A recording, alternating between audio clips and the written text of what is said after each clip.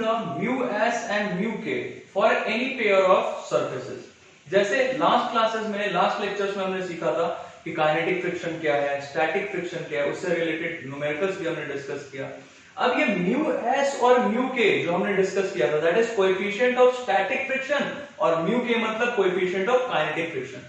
तो आज बच्चों हम सीखेंगे किसी भी दो सरफेस के बीच जो ये म्यू एस है, जो कोएफिशिएंट ऑफ स्टैटिक फ्रिक्शन है, उसका वैल्यू कैसे फाइंड करते हैं। देखते हैं। वैसे हमारे पास दो मेथड्स होते हैं, एक हॉरिजॉन्टल टेबल मेथड है और एक इंक्लाइंड प्लेन मेथड है। तो आज हम सीखेंगे इंक्लाइंड प्लेन मेथड के बारे में, कि उसके हेल्प से, इंक्लाइंड प्लेन मेथड के हेल्प से हम म्यू एस कैसे फाइंड करते हैं। बहुत आसान सा है, देखते हैं। हमने एक इंक्लाइंड प्लेन लिया, एक वुडन प्लैंक ले लिया, मान लो एक वुडन प्लैंक लिया, और इस वुडन प्लैंक को हमने किसी भी एक वुडन या फिर मेटलिक फ्रेम, किसी भी चीज पे हमने इसको फिक्स रखा है। मतलब ये एंड जो हमारा है, ये वुडन प्लैंक, ये रहा वुडन प्लैंक। वुडन प्लैंक को हमने किसी भी फ्रेम के ऊपर, वो वुडन फ्रेम हो, मेटलिक फ्रेम हो, चलेगा, इस फ्रेम के ऊपर हमने इसको फिक्स कर दिया। मतलब इस पॉइंट के अबाउट ये हमारा प्लैंक आसानी से रोटेट कर सकता है। ऐसे आएगा तो एंगल कम होगा, ऐसे आएगा तो एंगल बढ़ेगा। तो ये हमारा इंक्लाइंड प्लेन बन गया।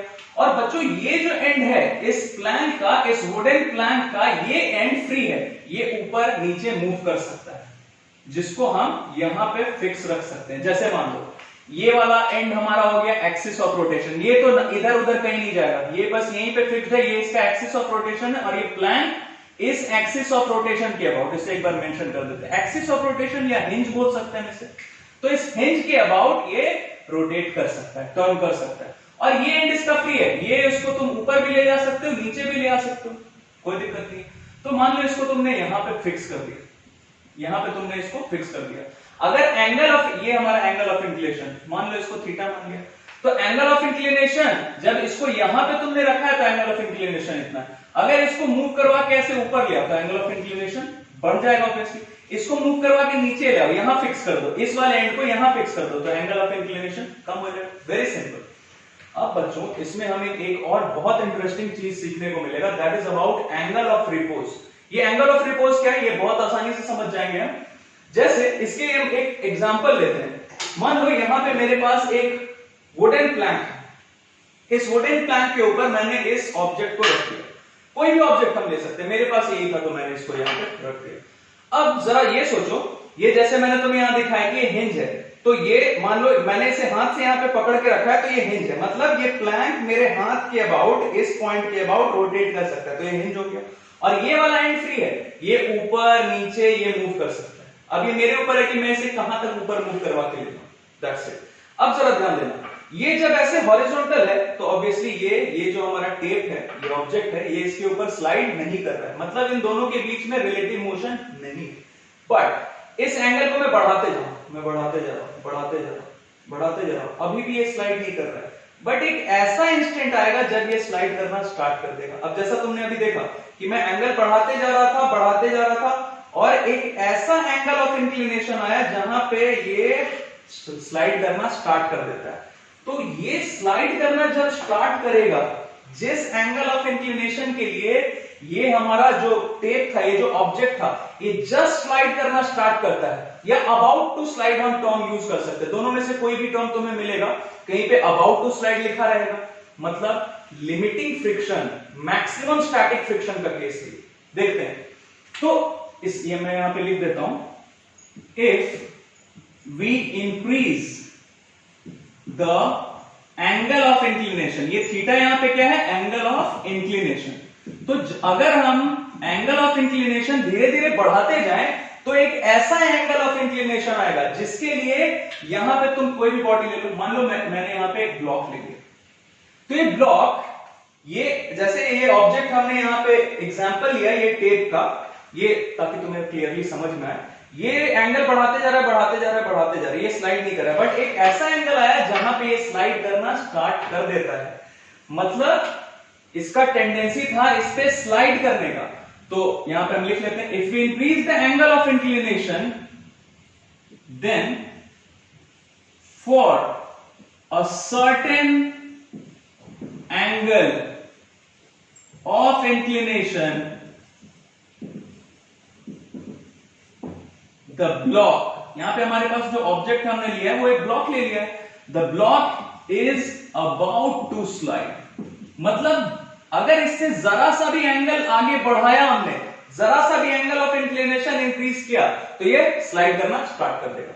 या इस अबाउट टू स्लाइड की जगह कहीं कहीं पे तुम्हें ये भी लिखा हुआ मिलेगा जस्ट स्टार्ट्स टू स्लाइड, मतलब इसका जो टेंडेंसी था इस पे स्लाइड करने का वो जस्ट स्टार्ट हुआ है। तो इन दोनों में से कोई भी तुम्हें स्टेटमेंट मिल सकता है, अबाउट टू स्लाइड या जस्ट स्टार्ट्स टू स्लाइड। तो इस एंगल को, जिस एंगल ऑफ इंक्लिनेशन के लिए इसका टेंडेंसी अबाउट टू स्लाइड हो जाता है, ये जस्ट स्लाइड करना स्टार्ट कर देता, उस एंगल को हम बोलते हैं एंगल ऑफ रिपोज। उसके पहले ये स्लाइड नहीं कर रहा था और इसका टेंडेंसी भी नहीं था स्लाइड करने का, बट एक ऐसा एंगल ऑफ इंक्लिनेशन आया बढ़ाते बढ़ाते जहां पे ये ब्लॉक अब स्लाइड करने ही वाला है, it is about to slide. इस एंगल को हम बोलते हैं बच्चों, यहां मैं लिख देता हूं, this angle of inclination is called angle of repose. और ये एंगल ऑफ रिपोज हम फाइंड करना भी सीख लेंगे, कैसे फाइंड करते हैं, एंगल ऑफ रिपोज इसको बोलते हैं। तो मान लो ये ऐसे रहता, ये थीटा हम बढ़ाते गए, मान लो यहां पे जब ये थीटा का वैल्यू इतना हुआ, एंगल ऑफ इंक्लिनेशन इतना हुआ, तो ये ब्लॉक अब जस्ट स्लाइड करने ही वाला है। यहां हम क्या लिख सकते हैं, जस्ट स्टार्ट्स टू स्लाइड। तो इस एंगल ऑफ इंक्लिनेशन को हम क्या बोलेंगे, एंगल ऑफ रिपोज। अब जरा देखना, it is about to slide. About to slide का मतलब जहां पे भी किसी भी न्यूमेरिकल में तुम्हें ये स्टेटमेंट या ये स्टेटमेंट दिखा, मतलब समझ जाना कि किस फ्रिक्शन का है कंडीशन, लिमिटिंग फ्रिक्शन का, मतलब मैक्सिमम स्टैटिक फ्रिक्शन का कंडीशन है। तो अबाउट टू स्लाइड का मतलब मैं यहां इंडिकेट कर दे रहा हूं, the condition is of limiting friction. Limiting friction हमने सीख लिया बच्चों, लिमिटिंग फ्रिक्शन मतलब मैक्सिमम स्टैटिक फ्रिक्शन, जो एक सरफेस, जैसे ये प्लैंक एक सरफेस है और दूसरा ये ब्लॉक, तो ये प्लैंक इस ब्लॉक पे जितना मैक्सिमम स्टैटिक फ्रिक्शन लगा सकता है, मतलब इन दोनों में मोशन नहीं होना चाहिए, रिलेटिव मोशन नहीं रहना चाहिए, इन दोनों के रिस्पेक्ट में, एक दूसरे के रिस्पेक्ट में ये दोनों रेस्ट पे होने चाहिए। तो ये प्लैंक हमारा इस ब्लॉक पे जितना मैक्सिमम स्टैटिक फ्रिक्शन लगा सकता है, उसी को हम लिमिटिंग फ्रिक्शन बोलते हैं। तो लिमिटिंग फ्रिक्शन का केस कब होगा भाई, when the block is about to slide, just अब स्लाइड करना ये शुरू करने वाला है, मतलब मैक्सिमम स्टैटिक फ्रिक्शन लगा रहा है ये प्लैंक इस ब्लॉक पे। तो क्या होगा, अब हमें पता है इसके लिए एफबीडी बना सकते हैं, कौन कौन सा फोर्सेस पे एक्ट कर रहा है जरा देखो। तो मान लो इस ब्लॉक का मास हमने m मान लिया, मास मैं लिख देता हूं, मास ऑफ ब्लॉक क्या है, m, स्मॉल m। तो एक तो फोर्स इसका खुद का वेट, किस डायरेक्शन में भाई, डाउनवर्ड डायरेक्शन में, m इंटू जी। एफबीडी बना रहे हैं क्योंकि इन सारे फोर्सेस का हमें काम आएगा। ये एंगल इधर का, ये एंगल थीटा होगा, ये तुम्हें पता है, ये सब हमने कर लिया है, ये mg, तो इधर वाला ये कंपोनेंट क्या हो गया, mg cos थीटा, ठीक है। इधर का कंपोनेंट लो जरा, ये कंपोनेंट क्या होगा भाई, mg sin थीटा, ठीक है। और ये जो हमारा प्लैंक है, ये इस ब्लॉक पे अपवर्ड डायरेक्शन में नॉर्मल रिएक्शन फोर्स लगा है, n से डिनोट कर लेते हैं। और इसका टेंडेंसी, इस ब्लॉक का टेंडेंसी क्या है, इस प्लैंक के ऊपर स्लाइड करने का, इस डायरेक्शन में। तो इसका टेंडेंसी इस डायरेक्शन में स्लाइड करने का है, तो ये हमारा प्लैंक इस ब्लॉक पे किधर लगाएगा, फ्रिक्शनल फोर्स अपोजिट डायरेक्शन में। ये सब हमने डायरेक्शन के बारे में पता कर लिया था। तो ये जो हमारा प्लैंक है, ये ब्लॉक पे किधर लगाएगा फ्रिक्शनल फोर्स, इधर। और बच्चों इसको हम Fs भी लिख सकते थे, बट यहां हम इसको Fmax लिख रहे हैं। क्यों भाई, क्योंकि कंडीशन किसका है, लिमिटिंग फ्रिक्शन का। मतलब इस कंडीशन में लिमिटिंग फ्रिक्शन कब ले रहे हैं, जब ब्लॉक जस्ट स्लाइड करने वाला है, it is about to slide. तो इस कंडीशन में ये जो प्लैंक इस पे फ्रिक्शनल फोर्स लगा है ब्लॉक पे, वो मैक्सिमम होगा, लिमिटिंग फ्रिक्शन होगा। और इस कंडीशन में ये दोनों फोर्स एक दूसरे को क्या करेंगे, बैलेंस कर देंगे। Newton's first law of motion, ये स्लाइड करने वाला है, जस्ट अभी करने वाला, it is about to slide, अभी तक किया नहीं है इसने स्लाइड। इसका मतलब क्या, कि ये इसके रेस्पेक्ट में रेस्ट पे, मतलब एक्सेलरेशन इस ब्लॉक का क्या है, इसके रेस्पेक्ट में 0। तो फिर इस पे जो जो फोर्स एक्ट कर रहे हैं हॉरिजॉन्टल डायरेक्शन में, इधर या इधर, ये दोनों का वेक्टर सम क्या होना चाहिए, 0। तो ये Fmax किसके इक्वल हो जाएगा, mg sin theta. Very simple, ये मान लो हमारा इक्वेशन 1। दूसरा चीज, अब ना ये ब्लॉक ऊपर के डायरेक्शन में मूव करके जा रहा है, ना ये प्लैंक के अंदर पेनिट्रेट कर रहा है, मतलब ये n और mg cos थीटा भी इक्वल हैं।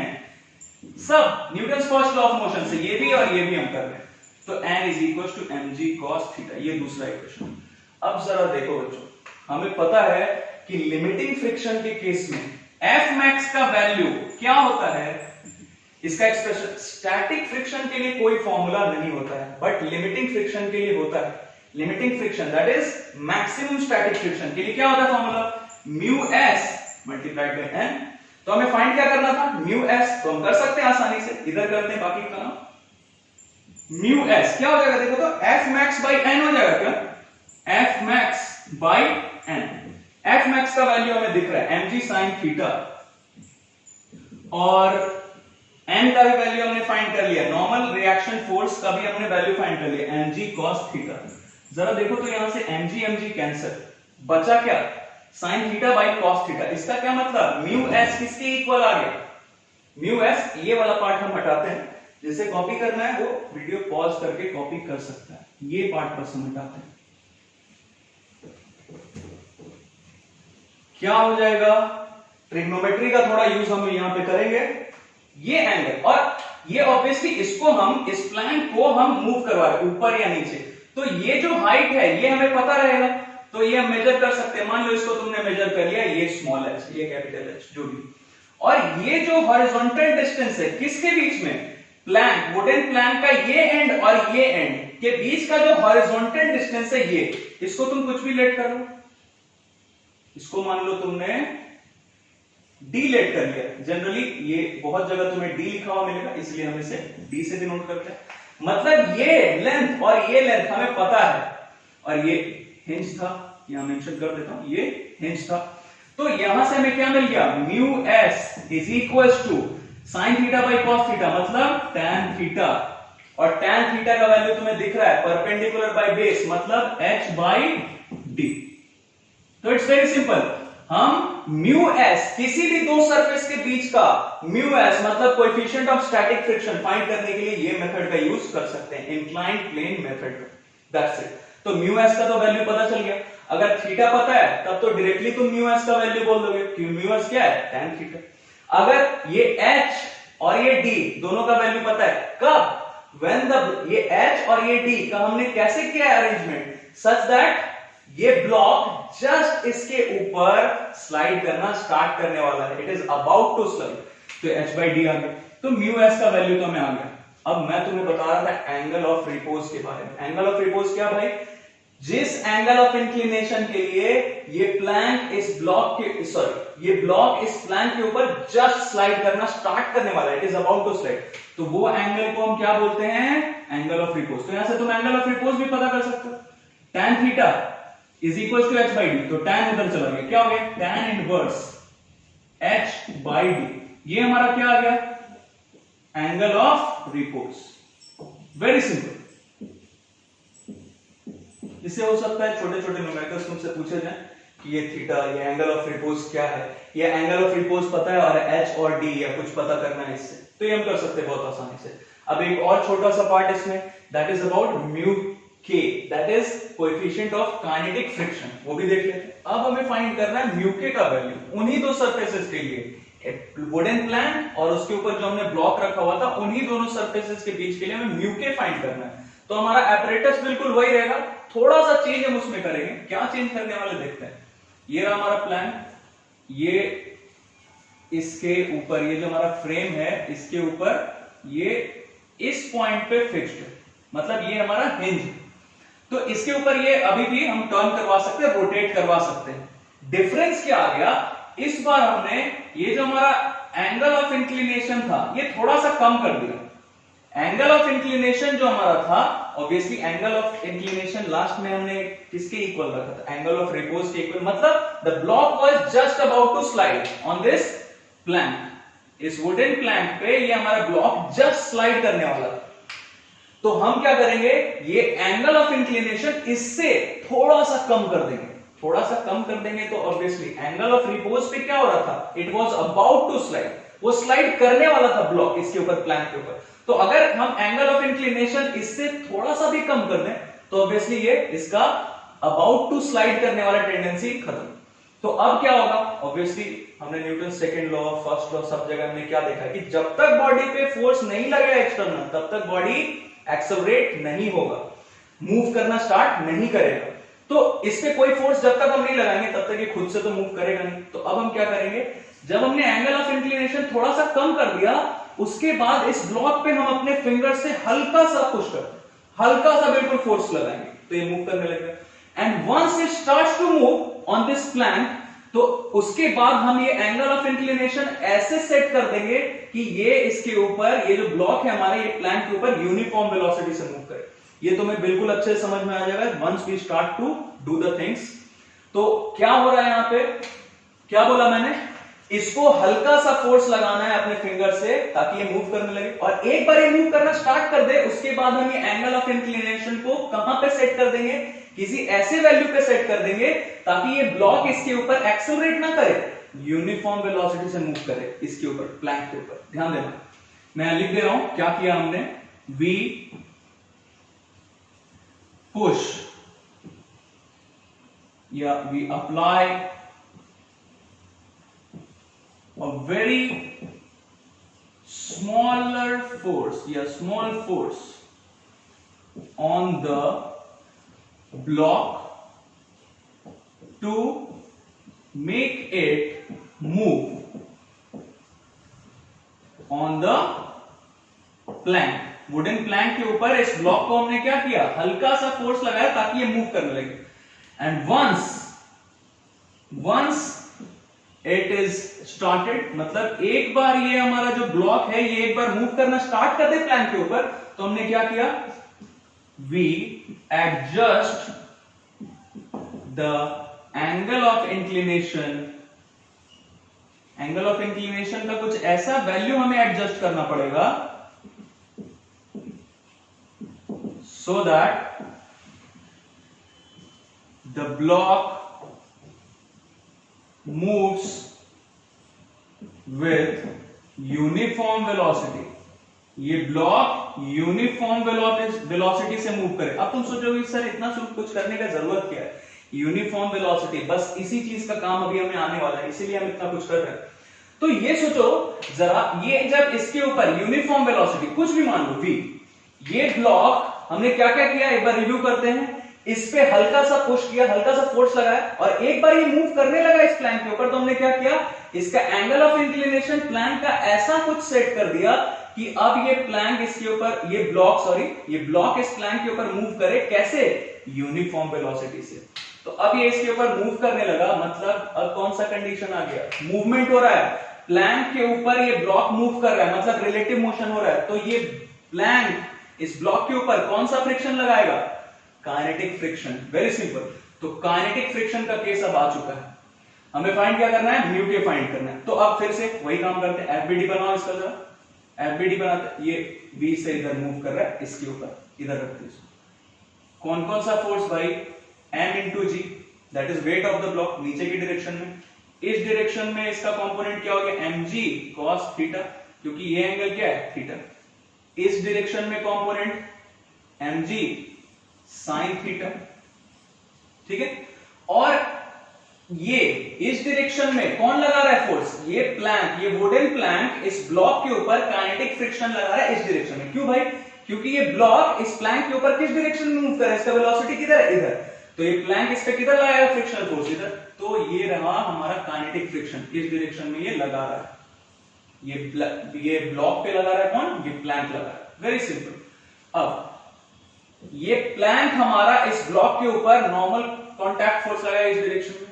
अब बच्चों तुम्हें ये देखना है कि सर वर्टिकली तो कोई मोशन नहीं हो रहा है इसमें, ना ये ब्लॉक ऊपर जा रहा है, ना इसके अंदर प्लैंक के अंदर पेनिट्रेट कर रहा है, मतलब क्या, n is equal to mg cos theta हो जाएगा क्या, क्योंकि इधर या इधर मूव कर ही नहीं रहा है बॉडी, मतलब ये और ये दोनों एक दूसरे को बैलेंस कर रहे हैं, ये इक्वल। चलो ये इक्वेशन 1। दूसरा चीज, ये ब्लॉक इस प्लैंक के रेस्पेक्ट में यूनिफॉर्म वेलोसिटी से मूव कर रहा है। यूनिफॉर्म वेलोसिटी मतलब इसका acceleration 0, Newton's second law. Newton second law से भी तुम यहां कर सकते हो काम, या न्यूटन फर्स्ट लॉ से भी कर सकते हो। इसमें एक्सेलरेशन प्रोड्यूस नहीं हो रहा है, इस ब्लॉक में एक्सेलरेशन प्रोड्यूस नहीं हो रहा है। क्यों भाई? क्योंकि ये यूनिफॉर्म वेलोसिटी से मूव कर रहा है, तो इसमें एक्सेलरेशन प्रोड्यूस नहीं हो रहा है, मतलब इस पे जो सारे फोर्सेस एक्ट कर रहे हैं उन सबका वेक्टर सम क्या होगा? 0। मतलब ये Fk और mg sin थीटा, इन दोनों का सम 0, मतलब ये दोनों एक दूसरे के इक्वल है। तो क्या लिख सकते हैं यहाँ पे? Fk is equal to mg sin theta, ये हमारा सेकंड इक्वेशन। एक और चीज बच्चों, ये जो हमने एंगल ऑफ इंक्लिनेशन को चेंज किया है, अपने हिसाब से एडजस्ट किया है ताकि ये इसके ऊपर यूनिफॉर्म वेलोसिटी से मूव करे ब्लॉक। तो ऑब्वियसली हमें ये कहां पे, हमने ये जो वुडन प्लैंक है इसका एक एंड तो यहाँ फिक्स है, दूसरा एंड हमने कहां पे रखा है इसको, ताकि एंगल ऑफ इंक्लिनेशन ऐसा रहे कि ये यूनिफॉर्म वेलोसिटी से मूव कर सके। तो हम इस चीज को मेजर कर सकते हैं। लास्ट में हमने h लिखा था, तो चलो यहाँ h डैश लिख लेते हैं। और ये वाला पार्ट तो हमारा सेम ही रहेगा, ये वाला पार्ट, ये तुम इसको यहां पे ले जाओ मूव करवा के यहां ले आओ, ये हॉरिजॉन्टल डिस्टेंस तो हमेशा सेम ही रहेगा, इन दोनों एंड्स के बीच का हॉरिजॉन्टल डिस्टेंस तो सेम ही रहेगा, मतलब ये d ही रहेगा, d ही रहने देते हैं। क्या हो गया यहां से देखो तो, हमें फाइंड क्या करना है? म्यू के, और एफ के क्या होता था भाई? म्यू के मल्टीप्लाइड बाय एन। म्यू के क्या हो जाएगा? एफ के बाई एन। एफ के और एन दोनों का वैल्यू हमें पता चल चुका है, तो दोनों का वैल्यू रखो जरा। म्यू के किसके इक्वल हो गया? म्यू के का वैल्यू हमें पता करना था, तो ये म्यू के किसके इक्वल हो गया? एफ के बाई एन। एफ के का वैल्यू mg sin थीटा और n का वैल्यू mg cos थीटा। फिर से वही बात कर रहे हो, mg mg हट गया, बचा क्या? tan theta. तो ये म्यू के किसके इक्वल है? tan थीटा के इक्वल। अब इससे कंफ्यूज मत होना कि सर पिछले बार भी tan थीटा, इस बार भी tan थीटा। ये थीटा दोनों केसेस में अलग अलग है, वहां पे थीटा का वैल्यू कुछ और होगा, वो एंगल ऑफ रिपोज का, और ये थीटा का वैल्यू कुछ और है। तो इससे कंफ्यूज नहीं होना कि दोनों में tan थीटा है, दोनों में tan थीटा आया, बट दोनों में थीटा का वैल्यू अलग अलग है। उस कंडीशन में म्यू एस जब फाइंड कर रहे थीटा का वैल्यू कुछ और था, यहाँ पे थीटा का वैल्यू कुछ और, दैट्स इट। और ये tan थीटा तुम लिखना चाहो इसके टर्म्स में लिख सकते हो, perpendicular that is h dash by base that is d। तो it's very simple. Now we know कि ये म्यू एस या म्यू के का वैल्यू हम कैसे फाइंड कर सकते हैं। इतना कुछ तुम्हें करने की जरूरत नहीं है, you just have to keep in mind कि ये म्यू के किसके इक्वल है? h s by D. तो ये और ये पता होना चाहिए, या अगर एंगल भी ये पता है गिवन है तो हम पता कर सकते हैं। और लास्ट केस म्यू एस हमने फाइंड कर लिया। तो बच्चों म्यू एस और म्यू के दोनों में से बड़ा कौन सा होता है? ये बहुत बार हमारे दिमाग में आता है सवाल कि म्यू एस बड़ा होगा या म्यू के। मान लो ये जो हमने अभी एग्जांपल लिया था, ये वुडन प्लैंक और ये ब्लॉक का, तो इन दोनों कंडीशंस में हमने जो म्यू एस फाइंड किया और फिर म्यू के फाइंड किया, इन दोनों में से बड़ा कौन होगा? हमेशा म्यू एस स्लाइटली बड़ा रहता है, it is slightly greater than mu के। इसका भी हमारे दिमाग में उठेगा सवाल कि सर क्यों होता है ऐसा, समझते हैं? ये सब मैं हटाता हूं। Mu S is slightly greater than mu के। हमेशा किसी भी दो सरफेस के लिए, जो दो सरफेस कांटेक्ट में है, उसके लिए mu S is slightly greater, यहां लिख देता हूं स्लाइटली, स्लाइटली ग्रेटर होता है म्यू एस म्यू के से। क्यों भाई? किसी भी दो बॉडीज के बीच में जो एक कांटेक्ट होता है, उस कांटेक्ट में, अब जैसे मैं तुम्हें बोलूं कि ये जैसे ये सरफेस, इस सरफेस के ऊपर, ये बुक के सरफेस के ऊपर इस मार्कर को रख दिया, तो ऑब्वियसली ऐसे देख के क्या लगता है कि सरफेस ऑफ कांटेक्ट कितना है? ये पूरा का पूरा सरफेस ऑफ कांटेक्ट। या फिर ये हमने ले लिया, इसको रखते हैं हम इस बुक के ऊपर, तो सरफेस ऑफ कांटेक्ट तुम्हें क्या दिख रहा है कि सर जितना इसका सरफेस एरिया, जितना इसका सरफेस एरिया उतना ही सरफेस ऑफ कांटेक्ट। बट ऐसा होता नहीं। कितना भी स्मूथ दिख रहा हो सरफेस, कोई भी सरफेस हमें कितना भी स्मूथ दिख रहा हो, बट अगर उसे हम किसी माइक्रोस्कोप के अंदर देखें तो उसमें नंबर ऑफ तुम्हें रिजेस दिखेंगे, मतलब अनइवन सरफेस, रफ सरफेस दिखेगा। तो हम एक बार थोड़ा सा इसे देखते हैं कि कैसा होने वाला है सरफेस। मान लो कुछ ऐसा, दूसरा एक सरफेस ये हो गया, दूसरा सरफेस भी तुम्हें कुछ ऐसा मिलेगा, कुछ ऐसा, ठीक है? तो कुछ ऐसा सरफेसेस हमें मिलेगा, फिर रफ सरफेसेस हमें दिखेंगे। ये बिल्कुल प्लेन नहीं है, ये जो हमें बिल्कुल प्लेन दिख रहा है, बिल्कुल स्मूथ दिख रहा है, उसमें भी ये ऐसा तुम्हें रिजेस दिखेगा, मतलब रफ सरफेस दिखेगा। तो जरा देखो, इसमें जो हमारा एरिया ऑफ कांटेक्ट हमें दिखता है, एरिया ऑफ कांटेक्ट कितना है? इतना है, पूरा का पूरा एरिया ऑफ कांटेक्ट नहीं, एरिया ऑफ कॉन्टैक्ट बहुत कम होता है। जैसे तुम्हें यहाँ दिख रही है, हम एग्जांपल ले रहे हैं बस। जैसे ये एक सरफेस मान लो, ये सरफेस का नाम ए लिया, ये सरफेस का नाम बी लिया, तो इन दोनों सरफेसेस के बीच में ये हम जो एग्जांपल ले रहे हैं इसमें कहां कहां कांटेक्ट दिख रहा है? सिर्फ यहां और यहां। तो 2 पॉइंट्स ऑफ कांटेक्ट दिख रहे हैं, मतलब एरिया ऑफ कांटेक्ट बहुत कम है। बट जहां पे एरिया ऑफ कांटेक्ट है वहां के जो चार्ज पार्टिकल्स होंगे, ये हमने बिल्कुल स्टार्टिंग में चैप्टर जब स्टार्ट किया था तभी सीखा। तो यहां पे जहां पे कांटेक्ट है इन दोनों सरफेसेस के बीच में, वहां पे क्या होगा? इन दोनों सरफेसेस का जो चार्ज पार्टिकल्स है उन दोनों के बीच में इंटरेक्शन होगा, इलेक्ट्रोमैग्नेटिक फोर्स इन दोनों सरफेसेस के जो चार्ज पार्टिकल्स हैं उनके बीच में कौन सा फोर्स एक्ट करेगा? इलेक्ट्रोमैग्नेटिक फोर्स, जिसके वजह से यहां पे बॉन्ड बनेगा। अब बच्चों एक बार बॉन्ड बन गया तो उस बॉन्ड को तोड़ने के लिए, ब्रेक करने के लिए ऑब्वियसली हमें कुछ फोर्स लगाना पड़ेगा। तो मान लो हम चाहते हैं कि ये ए इस बी के ऊपर स्लाइड करे या बी ए के ऊपर स्लाइड करे, तो हम फोर्स लगाएंगे किसी पे। मान लो हमने ए पे फोर्स लगाया, तो ए पे जब हम फोर्स लगाएंगे तो ये फोर्स किस काम में आता है? ये जो यहाँ पे बॉन्ड बना हुआ है इसे तोड़ने के। एक बार ये टूट गया और स्लाइड करना स्टार्ट कर देता है ए बी के ऊपर, तो उसके बाद हमें फोर्स उतना ज्यादा लगाने की जरूरत नहीं। मतलब ये जो म्यू एस का वैल्यू है, कोएफिशिएंट ऑफ स्टैटिक फ्रिक्शन जो है जब ये रेस्ट में है एक दूसरे पे, वो ज्यादा है, और म्यू के का वैल्यू कम होता है। क्योंकि एक बार बॉडी मोशन में आ गया तो उसके बाद हमें उतना ज्यादा फोर्स नहीं लगाना पड़ता है जितना मोशन स्टार्ट करने के लिए करना पड़ता है। जैसे मान लो ये जो हमने अलमीरा का एग्जांपल लिया था, अलमीरा को तुम पुश कर धक्का दे, तो उसको मोशन में लाने के लिए तुम्हें बहुत ज्यादा फोर्स लगाना पड़ता है। बट एक बार वो मोशन में आ गया तो उसके बाद स्लाइटली कम फोर्स तुम्हें लगाना पड़ेगा, बहुत स्लाइट डिफरेंस रहता है बट कम फोर्स तुम्हें लगाना पड़ेगा। That's it. तो it was all about the coefficient of static friction and coefficient of kinetic friction. It is very simple. और बच्चों ये म्यू एस का वैल्यू ये हम चेंज कर सकते हैं। अगर मान लो ये जैसे दो सरफेसेस हैं, ये प्लैंक का और ये ब्लॉक का हमने एग्जांपल लिया, इसको अगर हम पॉलिश बहुत ज्यादा कर दें या इसमें कोई डस्ट पार्टिकल या इंप्योरिटीज कुछ भी इसके ऊपर सरफेस के ऊपर सेटल होता चला गया, तो ये म्यू एस का वैल्यू वेरी कर सकता है। That's it.